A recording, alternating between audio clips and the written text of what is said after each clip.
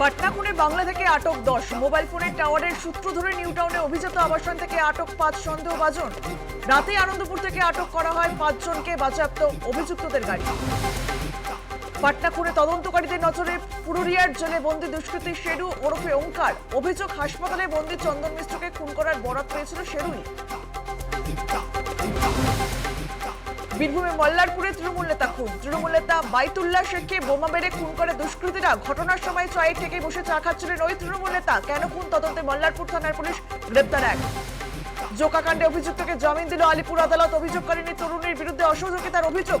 গোপন জবানবন্দি দেননি অভিযোগ করেনি, হয়নি মেডিকেল লিগাল টেস্ট। বালেশ্বর কাণ্ডের পরে এবার ওড়িশার পুরী জেলায় ভয়াবহ ঘটনা।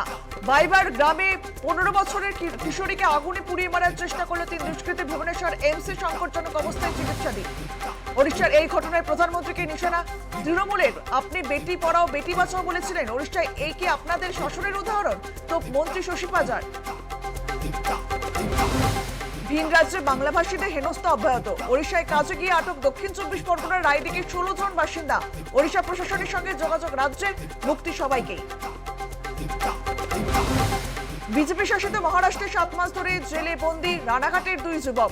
বাংলায় কথা বলায় বাংলাদেশি বলে সন্দেহ, চরম উৎকণ্ঠায় বৃদ্ধ বাবা মা। তৃণমূলের 21শে জুলাইয়ের মঞ্চে নয়, খড়গপুরে বিজেপি শহীদ শ্রদ্ধাঞ্জলি কর্মসূচি করবেন বিজেপি নেতা দিলীপ ঘোষ। কর্মসূচির জন্য তৈরি হলো পোস্টার। পেহেলগাঁও সিঁদুর ট্রাম্প রহস্য থেকে বিহারের ভোট সমীক্ষা।